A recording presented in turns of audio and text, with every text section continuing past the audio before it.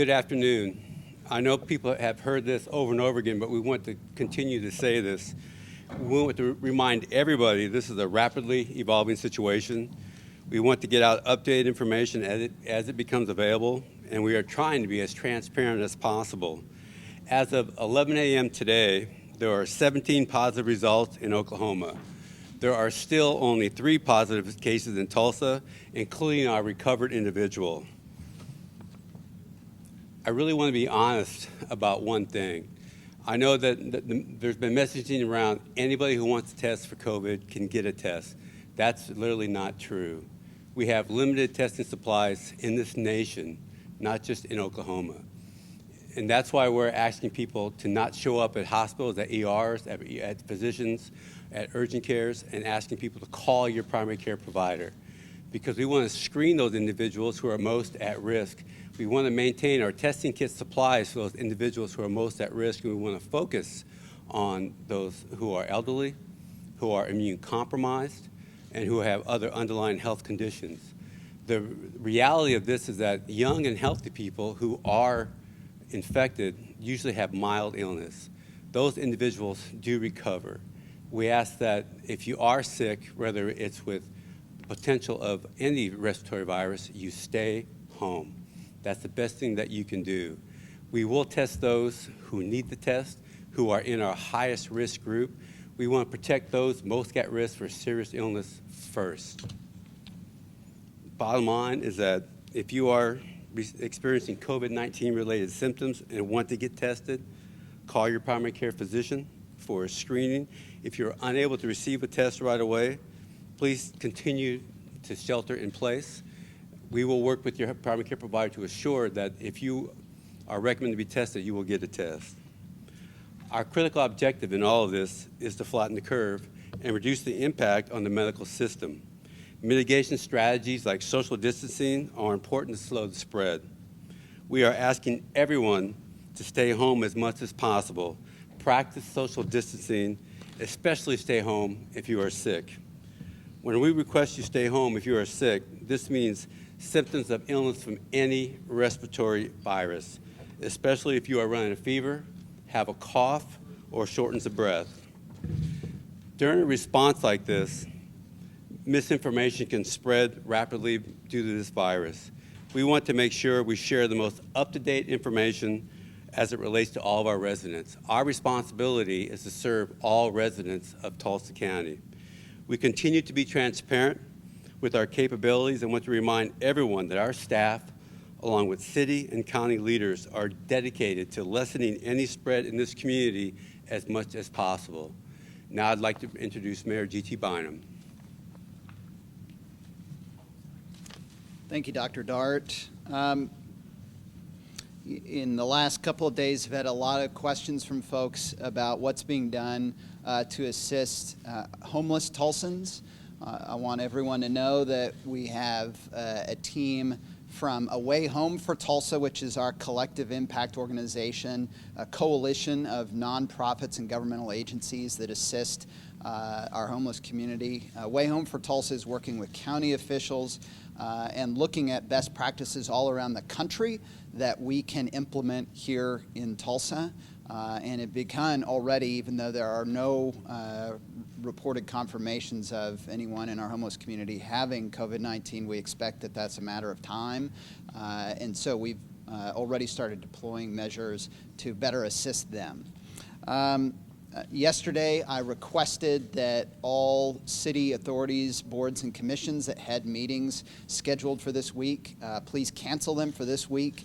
And the reasoning for this is that there is currently a bill moving through the state legislature that would give local communities more options for how we conduct public meetings that could potentially make it safer for everyone involved to be able to conduct those meetings safely. And so I believe that is in the state Senate today. And I know the governor's office is monitoring that closely. We want to give them the ability to hopefully get that bill through this week, and if they do, then it will open up a lot of options for us to conduct public meetings that we haven't historically been able to, that would protect the ability for people on those boards and the public to engage in those meetings without running the risk of exposing themselves to the COVID-19 virus. As of yesterday, our remote work protocol for the City of Tulsa government is fully operationalized, and city employees are working from home all across the region at the moment. If they're able to and equipped to do so, we certainly encourage other employers to do the same if they are able to do so. In keeping with that, our household pollutant collection facility is closed for 2 months, and we are not collecting any fees at the green waste disposal facility. Also, people can access at cityoftulsa.org a whole range of different city services that you can access remotely to pay bills, to interact with the municipal court system, things like that, where you don't have to go and interact with anyone in human-to-human contact. I know that Tulsa Public Schools and our other schools in the region made difficult choices yesterday. As a parent of kids who are in schools locally and in TPS, I just want to thank them for making the right call and doing the right thing. I know there are a lot of kids in our community that unfortunately have to rely on the public schools for meals, and we are working with our school districts and the nonprofit community to make sure that there is no discontinuation of access to food for kids that need it in our school districts here in Tulsa. Lastly, I know there's been a lot of discussion about restaurant operations and bar operations. And yesterday morning, I asked that the Tulsa Health Department, the Board of Health, hold an emergency meeting to provide advice on that. I visited this morning with Dr. Dart about the options that are available there. He had had time to visit with his legal counsel, and their determination is that under a civil emergency like we are right now, that determination ultimately falls with the mayor. And so I have made it. I've issued an executive order this morning that closes all bars in Tulsa immediately. As of 11:59 p.m., we'll also be restricting restaurants to takeout and drive-through only. We're also closing, as of midnight tonight, movie theaters. Make sure I get all this right. Movie theaters, food courts, coffee shops, anywhere that does not have a takeout or carry-out or drive-through component is to be closed by midnight tonight. This is not a decision that I ever thought I would have to make as a mayor, but what I've seen, and I've been so proud of the business community in Tulsa over the last 48 hours, I've seen several of our leading restaurateurs take this decision on their own and put the safety and well-being of Tulsans ahead of anything else. And I think it's so important that all public accommodations in this community follow their lead, and so we will be doing so. This is a time like we would never have thought we'd get to as a community. We will follow the CDC's guidelines, and that is largely what this decision for me was based on, is the CDC's guideline that you should not have more than 50 people in an area, but as we heard yesterday, the CDC is also saying that restaurant operations should be limited to takeout and drive-through. And so I take very seriously the health and safety of Tulsans at this time when we're trying to encourage social distancing and minimize the ability of this virus to spread in our community, to minimize the impact that it could have on our healthcare system. And based on those CDC guidelines, I think the best way that we can do that is to put this order in place. This is in place indefinitely until we receive guidance from the CDC that it is safe to return to normal operations. At the same time, we want to, as a city government, facilitate the ability of Tulsa restaurants to have carry-out and take-out as easy as possible. And so we're implementing today a program. Any restaurant that has parking spaces in front of their restaurant, they can go to cityoftulsa.org and sign up on that website to reserve those spaces. You can block them off. It makes it easier for people to come to your restaurant, to get takeout and carry out and leave. And so we encourage restaurant owners who want to utilize that option to go to cityoftulsa.org. Also mindful that the SBA and the state government are facilitating, because of the president and the governor's disaster or emergency declarations, have put in place very low interest SBA loans that are available. We strongly encourage people to take advantage of those immediately and to start tracking your costs. You can do that at damage.ok.gov. At the city government, we want to do everything that we can to assist our local businesses with an unprecedented moment in our history, but we also have to take care to be putting the health and safety of Tulsans first and foremost. The last thing I want to talk about are these varying numbers that you hear. I've had a lot of questions about that in the last 24 hours. As many of you will recall, Saturday morning, the CDC guidance was that events should be limited to 250 people or less. By Sunday, it had changed to 50 people or less. A lot of people heard the president yesterday say that you really ought to limit it to 10 people or less. There is no magic number in this. I think the important thing for everyone to understand is that the less people you come in contact with, the better your odds are of not spreading or contracting COVID-19.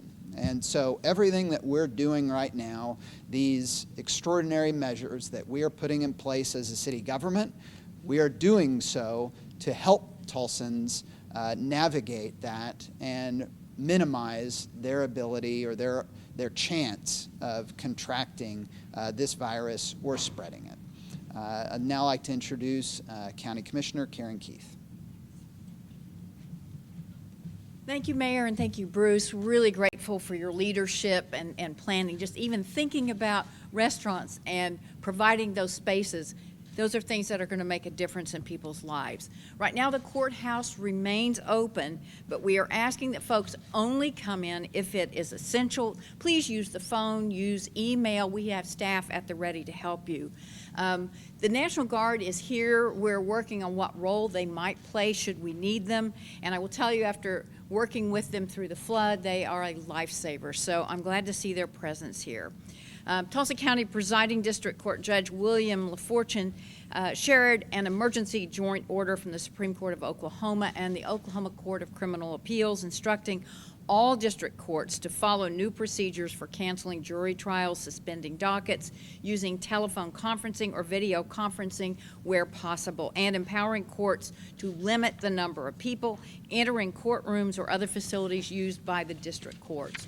Additionally, the county clerk, Michael Willis, asked all customers in need of land records, research, or recording to refrain from visiting their office, as most business can be conducted by phone, by email, or by snail mail. This is a similar protocol for county inspections. Tulsa County is working to clear out the old juvenile center. As you heard the mayor say, we're working on the homeless issue to create potential housing for the homeless. And the day center for the homeless at this time is well beyond capacity. So we're all trying to jump in and help address that issue. We also know that families are huddling up at home, and that can be good. We hope you're watching your favorite shows and playing games.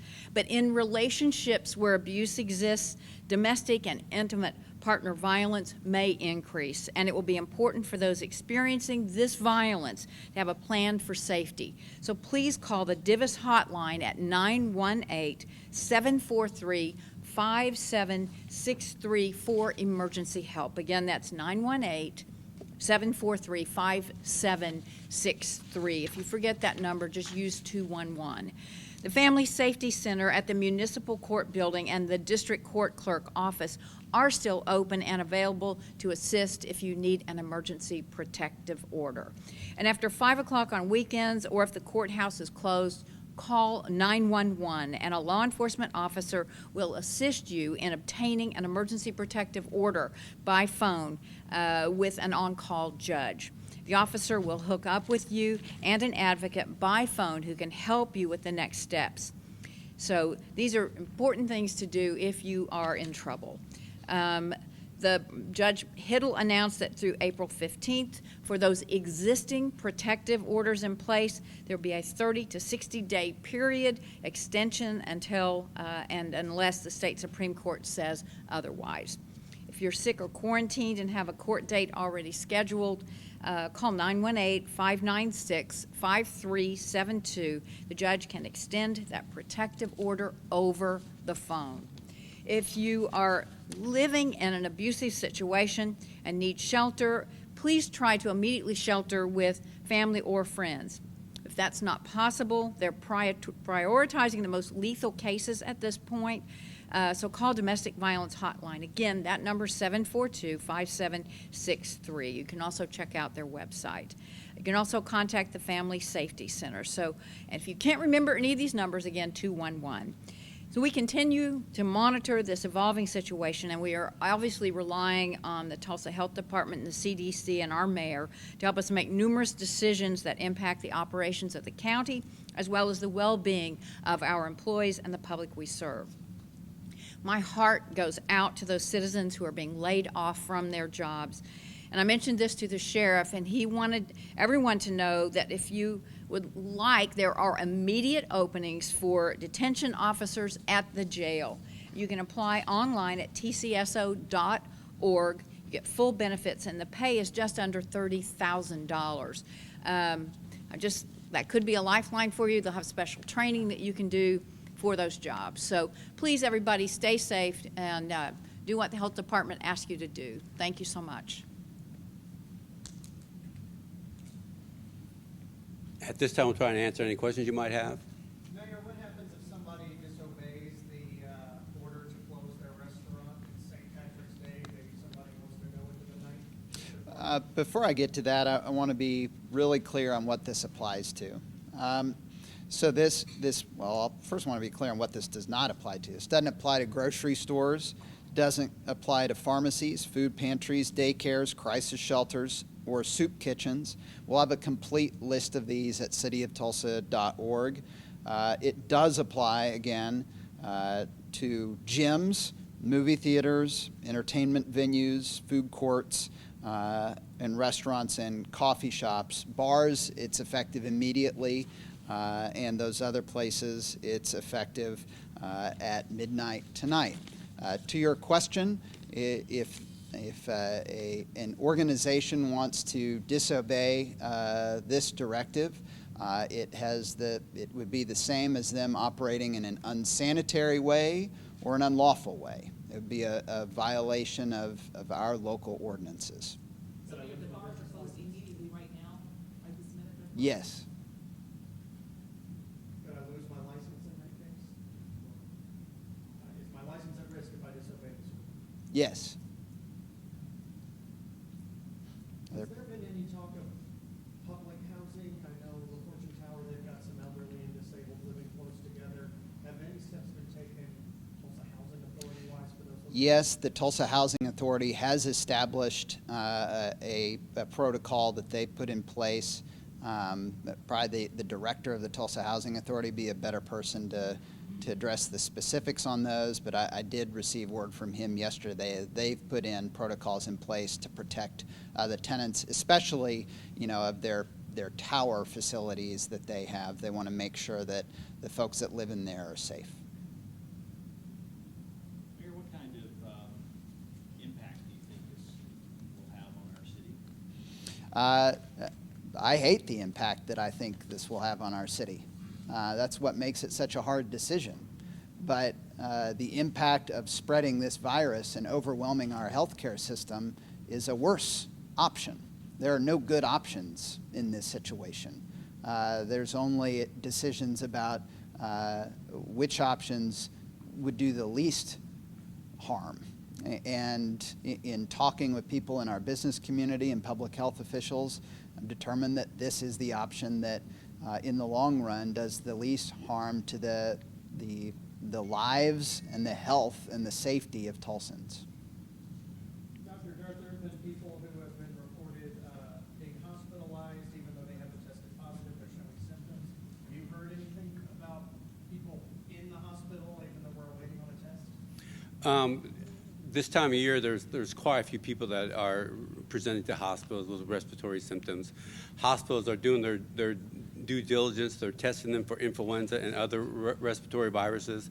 When those come back negative, they are considering if this individual is a candidate for risk exposure to COVID. They are, I know, we've been meeting with hospital officials. They are instigating infection control protocols when patients come in with respiratory issues so that we can maintain isolation and quarantine and not have a threat to hospital staff or any visitors in the hospitals. Hospitals have also started to limit visitation, so there's no outside individuals coming in now. They're also checking their staff too each day and monitoring them to ensure that they're healthy. Would there be a reason to evacuate a hospital if somebody tests positive or clear a section if somebody tests positive? That's why they have isolation and infection control protocols to assure that those individuals do not pose a risk to anyone else in that facility. You know, our only concern is, as the mayor mentioned, is surge and capacity, and if hospital systems get overwhelmed and we have a lack of hospital beds at that time, which this time of year being flu season still, that's a concern no matter what. As far as the testing goes, so that's done here, then sent to Oklahoma City for the State Department, and then sent to CDC? That has actually changed. So the patients are swabbed. It's a nasopharyngeal swab. We do have 2 reference labs that are online now as well. So samples either go to the state health department laboratory or to the reference lab, and then the provider gets the results from there. The CDC no longer requires confirmation tests, so initial positive is considered positive and confirmed. What is the capacity of our hospital system here? You know, how many patients could they reasonably expect to handle with this? And what do you do if they are overwhelmed? You don't have space. So we're actually, you know, we're concerned about this, to be honest, every flu season. The current, under normal guidelines, the hospitals have the capacity to deal with a normal flu surge.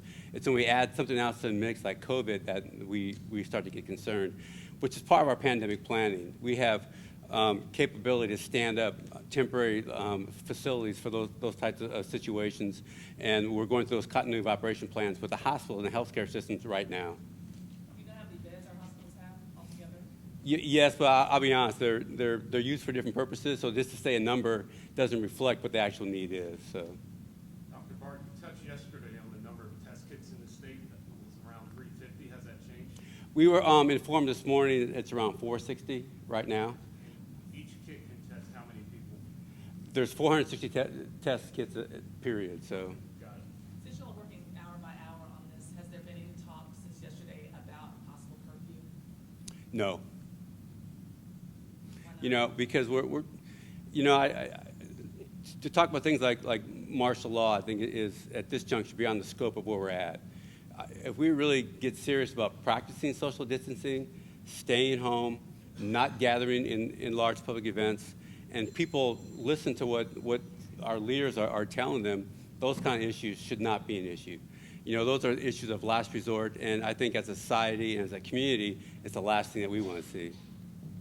And with the 14-day period of this, is that what you're thinking, that this order would need to be for a couple of weeks or 3 weeks, or how long would all of this So, I think that the greatest fear here, and what we're seeing all over the world and in this country as well, is the epidemic is growing because there's a huge amount of undetected cases because of young, asymptomatic individuals who pose no symptoms, are not sick, but are able to spread COVID-19. So, in seeing that, that's why we've prioritized those most at risk who can get really sick or have serious illness. So it's important to really, when we have limited testing supplies, focus on those who need the service the most. Those limited testing supplies, is it because a national issue with testing, or is it? It's a national issue. We, as a country, we're everywhere. There's not a community that does not have this situation. So it's a situation that we're all in, and I think we all have to come together and really trying to understand why we're using the kits the way we are, why we're really paying attention to screening so that we can actually test those who are most at risk. So is there a chance that we see additional testing in Oklahoma over the next couple of weeks? I wish I could answer that. I wish I could say we're going to have more test kits tomorrow or next week or week after. We honestly don't know. And so it's important that we be honest about that and tell the truth so that people know that they need to continue to focus on their own safety and do the things that are recommended to keep them and their families safe until we actually have the capability of more wider spread testing. How fast are the private labs reporting back to y'all their findings? They're trying very hard to maintain, just like State Health Department lab, 24, 48 hours. But whether that's happening across the board, I really can't say. Mayor, one more question about your new order. How does that affect places like the mall that are hybrids? They have food courts, but they also sell. Their food courts would close. Any food court closes at midnight tonight. Retail centers that by nature don't pull a whole bunch of people into one spot and keep them there and provide food, it's not an issue at this point.